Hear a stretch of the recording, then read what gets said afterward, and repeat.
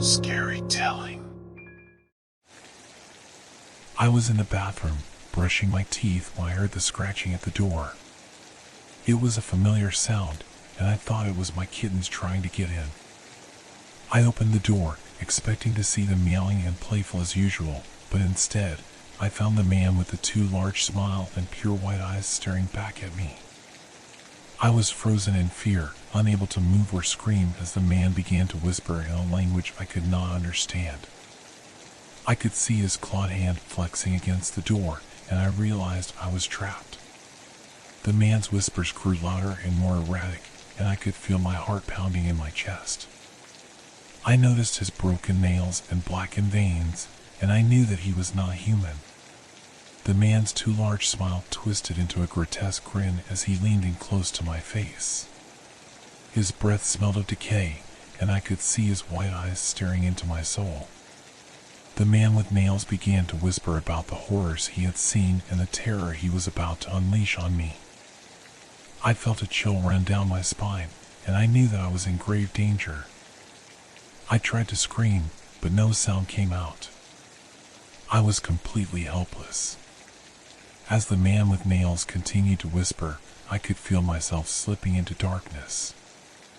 I knew that I was going to die, and there was nothing I could do to stop it. The man's grip tightened on my wrist, and I could feel his cold touch seeping into my skin. Suddenly, the man with nails vanished, leaving me alone in the bathroom. I stumbled out, searching for my kittens, but they were nowhere to be found. The scratching sounds continued, echoing through the house, and I knew that I was not safe. I realized that the man with nails had left his mark on me and my home. The symbols and markings on the walls glowed with an otherworldly light, and I knew that I was cursed. The scratching sounds continued, haunting me day and night, and I couldn't escape the feeling that the man was still watching me, waiting to strike again. After the man with nails vanished, I stumbled out of the bathroom, trying to find my kittens. However, they were nowhere to be found. The house was eerily silent, and I couldn't shake the feeling that I was being watched. As I walked through the empty rooms, I noticed strange symbols and markings on the walls that seemed to glow with an otherworldly light. I couldn't decipher them, but they seemed to be a curse left by the man with nails. The scratching sounds continued, echoing through the house, and I knew that I was not alone. I could feel the man's presence, even though he wasn't physically there. I was haunted by his memory, and I couldn't shake the feeling that he was getting closer and closer to me. I became obsessed with finding a way to rid myself of the curse. I spent hours researching the symbols and markings on the walls, trying to find a way to break the curse, but I couldn't find anything that worked. As the days went on, I began to feel like I was losing my mind. I started to distance myself from my friends and family, and I became more and more isolated. The scratching sounds continued, haunting me day and night, and I couldn't escape the feeling that the man was watching me, waiting to strike again. One night, I woke up to find the symbols on the wall glowing brighter than ever before. I could hear the scratching sounds coming from the walls, and I knew that the man with nails was getting closer. I tried to scream, but no sound came out. Suddenly, I felt a cold hand on my shoulder, and I turned around to find the man with nails standing in front of me. His too large smile twisted into a grotesque grin as he whispered in my ear, telling me about the horrors he had seen and the terror he was about to unleash on me. I could feel his cold breath on my cheek, and I knew that I was going to die. But then, just as suddenly as he appeared, the man with nails vanished, leaving me alone in the dark. The scratching sounds continued, and I knew that I had to find a way to break the curse. I started to experiment with different methods, from burning sage to calling a psychic, but nothing seemed to work. Days turned into weeks, and weeks turned into months. I became a recluse, never leaving the house and never answering the phone. The scratching sounds continued, haunting me day and night, and I couldn't escape the feeling that the man was still watching me, waiting to strike again. I knew that I was running out of time, and that I had to find a way to break the curse before it was too late. but no matter what I did, I couldn't escape the man's curse. I was doomed to live the rest of my life haunted by the memory of the man with nails. As the days turned into weeks and weeks turned into months, I became more and more haunted by the memory of the man with nails. His too large smile and pure white eyes were burned into my memory, and I could hear the scratching sounds echoing through my house day and night. I knew that I had to find a way to rid myself of the curse, but nothing seemed to work. I tried everything from burning sage to calling a psychic, but the scratching sounds continued, and I couldn't escape the feeling that the man was still watching me. I became a recluse, never leaving the house and never answering the phone. I was consumed by fear and paranoia, and I knew that I was running out of time. I had to find a way to break the curse before it was too late. One night, I woke up to find the man with nails standing at the foot of my bed. His too large smile twisted into a grotesque grin as he leaned in close to my face. I could feel his cold breath on my cheek, and I knew that he was going to kill me. But then, just as suddenly as he appeared, the man with nails vanished, leaving me alone in the dark. I knew that I couldn't live like this anymore. I had to find a way to break the curse once and for all. I spent hours researching the symbols and markings on the walls, trying to find a way to break the curse. And then one day, I found something that caught my eye. It was a symbol that I had never seen before, and it seemed to be the key to breaking the curse. I spent the next few days studying the symbol, trying to decipher its meaning. And then, finally, I had a breakthrough. I realized that the symbol represented a ritual that could break the curse and banish the man with nails forever. I gathered everything I needed for the ritual and prepared myself mentally and physically. And then, as the scratching sounds echoed through the house, I began the ritual. As I chanted the ancient words, the symbols on the walls began to glow brighter and brighter. And then, suddenly, the scratching sound stopped, and I knew that I had broken the curse. I opened my eyes and saw that the symbols on the walls had disappeared, and the room was filled with a warm, golden light. I could feel the man's presence dissipating, and I knew that he was gone forever. I stepped out of the house and breathed in the fresh air.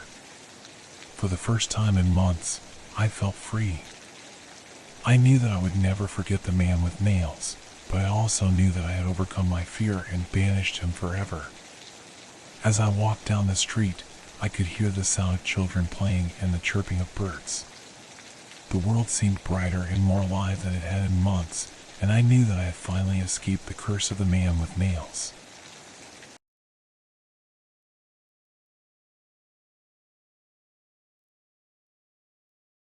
My parents were heavy drinkers, and my two younger brothers and I were left alone most nights while they went out to party. As the oldest, it was my responsibility to look after my brothers, and I took that responsibility seriously. But our home was a strange and eerie place, with a dark history that we didn't fully understand. My father believed that electronics would rot our brains, so we had no TVs, computers, or video games. Instead, we played hide and seek the old-fashioned way. One night, while playing hide and seek with my brothers, I was counting to 100 when I heard a blood-curdling scream. I ran downstairs to the laundry room, where I found my youngest brother, Timmy, lying motionless on the ground. My brother, Eric, was crying and pointing at the dryer's open door. I rushed over and saw that Timmy was inside the dryer, his body still and lifeless. Eric told me that Timmy wanted to hide in the dryer, and he thought it would be funny to turn it on for a second. But that second was enough for the machine to electrocute Timmy. The machine spun him around, and even though he weighed very little, the force of the spinning machine caused the inner chamber to buckle and pinch some wires. By the time Eric opened the door to stop the machine, Timmy's heart had stopped. My family was devastated by the loss of Timmy. His death stained us, and one by one we spiraled out of control. It started with my mother, who claimed she could hear Timmy calling out from the basement. She refused to do laundry, even when my father bought a new dryer. She started drinking even more than usual, which was already a lot. One night, I heard her crying out for help, and I came running. "I've got the spins," she choked out. "Help me, I can't stop spinning." Those were her last words. She died from alcohol poisoning a few hours later. My father took her death even worse than my brother's. I came home from school with Eric to find he had hung himself in the basement. But he wasn't hanging still. He too was spinning, rotating clockwise until he stopped, then the other way. He spun like that until I cut him down. With nobody left to care for us, I decided to take Eric with me to my grandparents' house. We packed some essentials and got into my dad's car. But as I merged onto the interstate, I checked my rearview mirror and saw little Timmy sitting in the back, pale and rotten. He smiled and pointed forwards. I looked ahead, and there was a car braking fast directly in front of me. I swerved the car, lost traction with the road, and flipped the car. We began tumbling over and over, and I smiled knowing that when the spiraling stopped, we'd all be together again, and things would finally be still. After the car crash, I woke up disoriented and in pain. My first instinct was to check on my younger brother, Eric, who was unconscious in the passenger seat. I managed to free myself from the car and crawled over to him, trying to wake him up. As I tried to revive Eric, I heard a faint whispering sound, like someone was trying to speak to me. I looked up and saw a figure standing at the top of the embankment, silhouetted against the moonlight. It was my father, spinning slowly and eerily in midair. I screamed and looked away, but when I looked back, he was gone. Once Eric was conscious again, we tried to flag down passing cars for help. But as each car passed us by, I started to feel uneasy. Every car was full of people spinning and twirling around in a sickening dance. I rubbed my eyes, trying to clear my vision, but the sight remained the same. It was like a nightmare come to life. Eric didn't seem to notice anything unusual, which made me wonder if I was going insane. But the more cars that passed us by, the more certain I was that something was very wrong. As I started to panic, I collapsed to the ground, clutching my head. That's when I saw the ghostly figure of my mother and youngest brother spinning towards me. They reached out their ghostly hands and pulled me into a never-ending spiral of madness and despair. I screamed and tried to resist, but the ghostly figures were too strong. I felt myself tumbling into a bottomless pit, my body spinning out of control. My mind raced with questions. Was this a nightmare? Was I hallucinating? Or was this some kind of supernatural curse? As the ghostly figures continued to pull me deeper into the spiral, I felt myself slipping away, losing my grip on reality. I knew I had to fight back, but I didn't know how. Just as I was about to give up hope, I heard Eric's voice calling out to me. He sounded distant, like he was calling to me from a different world. But his voice was enough to anchor me, to bring me back to reality. With every ounce of strength I had left, I pushed against the ghostly figures, trying to break free. It was a struggle, but eventually, I felt their grip loosen. I was able to crawl away, dragging Eric with me. But as I looked back, I saw the ghostly figures of my family, still spinning and twirling in the never-ending spiral. I knew that I had to get us out of there, or risk being trapped in the same fate forever. As we left the haunted road behind us, I felt a sense of relief.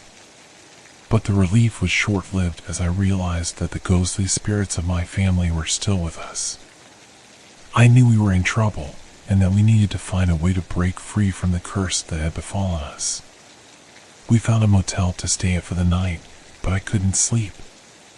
Every time I closed my eyes, I saw the ghostly figures of my family spinning towards me. I knew I had to find a way to fight back, to break the curse once and for all. I started doing research, reading everything I could find about curses and the supernatural. I learned that curses could be broken, but that it took a great deal of willpower and determination. I also learned that the ghostly figures of my family were likely manifestations of my own guilt and trauma. They were a reflection of my own inner demons, and in order to break the curse, I would need to confront them head on. Armed with this knowledge, I set out to face the ghostly figures of my family. It was a terrifying experience, but I felt a sense of purpose and determination that I had never felt before. I confronted each of them, one by one, telling them how much I loved them and how sorry I was for their deaths. I apologized for not being there for them when they needed me, and I promised to do better. As I spoke, I felt the weight of the curse lifting from my shoulders. The ghostly figures started to fade away, their spinning and twirling slowing down until they disappeared altogether. I felt a sense of relief wash over me, but I knew that the curse had left its mark on me. I would never forget the horrors that I had faced, and I would always carry the memory of my family with me. In the end, I realized that the curse was a reminder of the importance of family, of how precious life is, and of the need to cherish every moment we have with the ones we love. The curse had been a nightmare, but it had also been a wake-up call, and I was determined to make the most of the second chance that life had given me.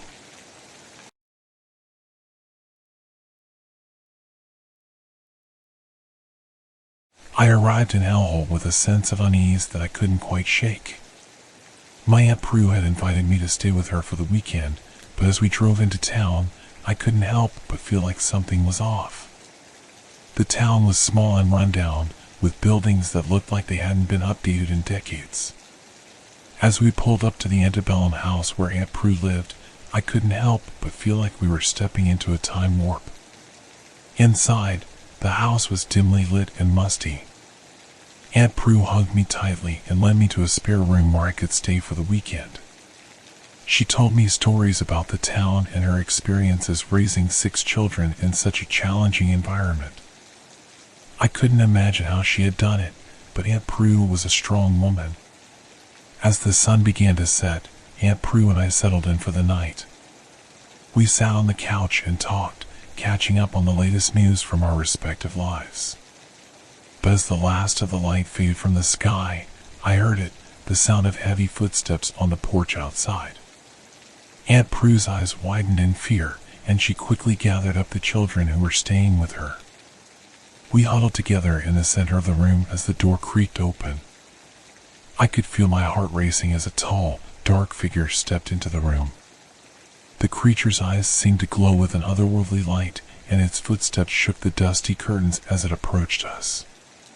Aunt Prue was brave, but even she seemed terrified in the face of this unknown presence. As the creature moved closer, I could feel a sense of dread settle over me. I couldn't explain it, but I knew that this was something I had never encountered before. The creature stood in front of us for a moment, its breathing heavy and labored. And then, as suddenly as it had appeared, it turned and left the house. Aunt Prue and I sat in stunned silence for several minutes, trying to make sense of what had just happened. It felt like we were in the presence of something truly evil, something that had no place in our world. As we settled in for the night, I couldn't help but wonder if the creature would return. That night, I barely slept. The creature's heavy footsteps and labored breathing had left me feeling unsettled and afraid. I lay in bed, listening to the creaking of the old house and the sound of my own heartbeat. The next morning, Aunt Prue and I did some research on the history of the antebellum house. We discovered rumors of a malevolent presence that had haunted the town for generations, leaving behind a trail of terror and destruction. As the day wore on, I couldn't shake the feeling that we were being watched. The air in the house felt heavy and oppressive, as if something truly evil was bearing down on us. Aunt Prue seemed to sense it too, and she began to make plans to leave Hellhole as soon as possible. That night, the creature returned. Its heavy footsteps echoed through the house as Aunt Prue and I huddled together in the center of the room. I could feel my heart racing as the creature drew closer, its breathing growing louder and more labored. For the next several nights, the creature returned again and again. Its presence was oppressive and malevolent, filling the house with a sense of terror and dread. Aunt Prue and I barely slept, always listening for the sound of the creature's footsteps on the old wooden floors. As the days turned into weeks, I began to feel like I was losing my mind. The constant fear and terror had worn me down, and I struggled to keep my emotions in check. Aunt Prue seemed to be the only thing holding me together, her strength and resilience inspiring me to keep fighting. But even Aunt Prue was beginning to fear for our safety. The creature's presence was growing stronger, and it seemed like it was only a matter of time before it would strike again. We researched every possible way to get rid of the creature, but nothing seemed to work. In the end, Aunt Prue made the decision to leave Hellhole for good. She gathered up the children and fled the house, leaving me behind to face the creature alone. As I sat in the dark, waiting for the creature to arrive, I could feel my heart pounding in my chest. But in a moment of desperation, I remembered my grandmother's advice to face my fears head-on. Summoning all my courage, I stood up and confronted the creature. For a moment, there was nothing but silence. And then, with a flash of light, the creature disappeared. I was left standing in the dark, wondering if it had truly gone for good. But as Aunt Prue and the children returned the next morning, I knew that the creature was still out there, lurking in the shadows of Hellhole, waiting for its next victim. Aunt Prue and the children returned the next morning, and we quickly packed our bags and left Hellhole for good. As we drove away, I couldn't help but wonder if the creature was still out there, lurking in the shadows, waiting for its next victim. Days turned into weeks, and weeks turned into months. I tried to move on from my experience in Hellhole, but I found it difficult to shake the memory of the creature's glowing eyes and heavy footsteps. But then, one day, I received a call from Aunt Prue. She had been doing some research on the creature and had discovered something that might help. According to legend, the creature could be banished with a powerful spell that had been passed down through generations of witches. Aunt Prue had found a woman who claimed to have the power to cast the spell. With nothing left to lose, I agreed to meet with her and see if she could help me finally banish the creature for good. The woman lived in a small cabin in the woods, surrounded by an aura of mystery and magic.